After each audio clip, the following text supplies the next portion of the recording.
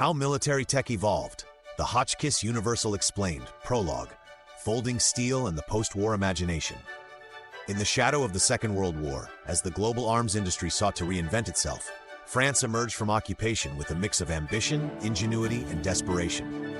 Among its military innovators, the Hotchkiss Company, an old name in artillery and small arms, pursued a new frontier: compact, reliable, modular weaponry that could serve the needs of both professional armies and newly emergent colonial forces. Out of this mission came a remarkable, often overlooked submachine gun, the Hotchkiss Universal. With a design that feels more science fiction than mid-century reality, the Universal was among the first truly foldable submachine guns in history. But beyond its transformer-like form lay a story of geopolitical shifts, military doctrine, and industrial adaptation. The Universal offered a glimpse into what personal firepower could become if only innovation could outpace bureaucracy. This is the story of how military technology evolved through the eyes of one strange, ingenious firearm. The year was 1949. France, like much of Europe, was rebuilding. Its colonial holdings were beginning to unravel. Insurgencies in Indochina, North Africa, and Madagascar demanded quick response forces, flexible logistics, and modern arms. The French military, once reliant on outdated and heavy WWI-era small arms, now needed weapons that could be airdropped, hidden, carried through jungle or urban terrain, and deployed by paratroopers or mechanized infantry. French arms design was in a transitional phase. In many units, the French army still relied on American-supplied Thompson submachine guns and M1 carbines left over from the war. The need for indigenous, modern designs was urgent, not just to bolster national pride, but to reclaim independence in armament supply. Enter the Hotchkiss Company. Known for machine guns in World War I and armored vehicles in World War II, the firm had seen better days. Now facing stiff competition from nationalized French arms factories and American imports, Hotchkiss needed a product that would capture the imagination of the military brass. One of its engineers, Jean Verny, envisioned a compact submachine gun that could be deployed rapidly, transported easily, and maintained under harsh conditions. Chapter 2: Birth of the Universal. The Hotchkiss Universal was born from this vision. In prototype form by the early 1950s, the weapon featured a unique folding mechanism. The entire receiver and barrel assembly collapsed into the stock, reducing the length of the weapon by nearly 50%. Caliber: 9mm parabellum, 9x19mm. Rate of fire: 600 rounds per minute. Magazine: 30-round detachable box. Weight: 3.5 kilograms unloaded. Length extended: 720mm. Length folded: 450. Operation: blowback, open bolt. The folding design was more than just clever mechanics. It embodied a new philosophy of warfare. The goal was to equip soldiers with weapons that were as mobile and adaptable as they were. From mechanized infantry to paratroopers, from colonial troops operating in dense jungles to intelligence officers needing concealable arms, the Universal was envisioned as a single solution to multiple problems. A carrying handle, adjustable sights, and optional wooden or steel stocks reflected its versatility. One could fold it into a satchel or sling it on a parachutist's harness. When deployed, it snapped into full-size readiness with surprising sturdiness. Chapter 3: Engineering the Impossible. The gun folded like an elaborate steel origami. The trigger mechanism retracted into the frame, the pistol grip folded, the stock collapsed forward, and the barrel slid backward into the receiver housing. In less than 5 seconds, a soldier could convert it from a compact brick to a fully functional submachine gun. This modularity was revolutionary for its time. Most contemporary weapons had fixed configurations. By contrast, the Universal anticipated the modern battlefield's need for mobility without sacrificing firepower.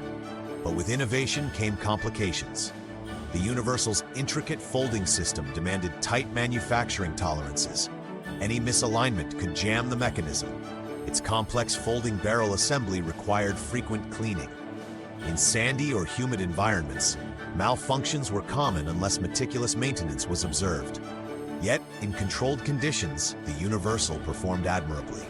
Recoil was manageable, accuracy at short to medium ranges was acceptable, and its compactness offered logistical advantages rarely seen in other SMGs of the period. Chapter 4: A Weapon Without a War.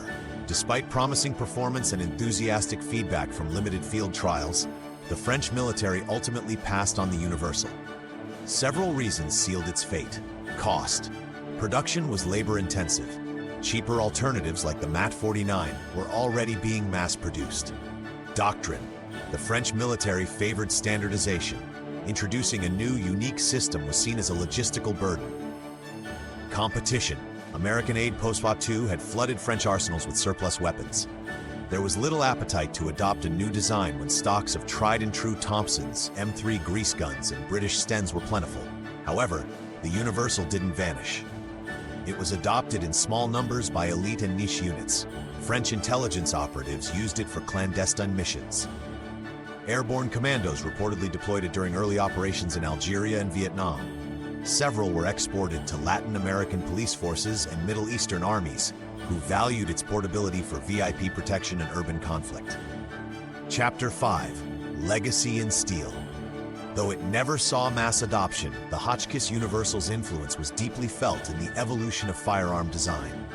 Its legacy includes the Uzi, developed by Uzi El-Gal in Israel, prioritized easy manufacture and field durability, but echoed the Universal's spirit of compact, concealable firepower. The MP5K, developed by Heckler & Koch in the 1970s, shrank the size of the MP5 platform, incorporating compact ergonomics reminiscent of the Universal's philosophy. Later folding stock rifles and modular weapon platforms owe conceptual debts to the Universal's transformative design. More abstractly, the Universal anticipated a shift in military design language, from massed infantry rifles to specialized adaptive weapons that prioritized mobility, stealth, and rapid deployment. Collectors today prize the Universal as both a technical curiosity and a historical relic. Its foldable mechanism, though fragile, is admired for its sheer ingenuity. Firearm historians view it as a critical stepping stone in the development of modern small arms. Chapter 6. Disassembling the Dream. Today, the Universal survives mostly in museums and private collections. Restoration is a delicate task. Replacing original parts is nearly impossible, and improperly folded mechanisms can cause permanent damage. Still, to see one function is to witness mechanical art in motion. The Universal embodied the post-war French desire to rebuild not just infrastructure, but identity. It was an effort to lead, to innovate, and to arm a future that was still uncertain. While history chose other paths, the Universal remains a symbol of what might have been. It wasn't just a gun, it was a hypothesis about warfare itself, one that valued portability, ingenuity, and the individual soldier's adaptability. Hotchkiss, the company, would eventually be absorbed into larger defense conglomerates. The name faded, but the ideas lived on. The Hotchkiss Universal remains its last great innovation, an echo of a time when engineers dared to fold steel in ways no one had before. In a world still shaped by the asymmetric conflicts that emerged from decolonization and Cold War rivalries, the Universal's lessons are surprisingly modern. Special operations forces today, with their modular rifles, kit-based systems, and rapid deployment strategies, are executing a philosophy that the Universal predicted nearly 75 years ago. The Hotchkiss Universal didn't win wars, but it asked the right questions. And that's often where evolution begins.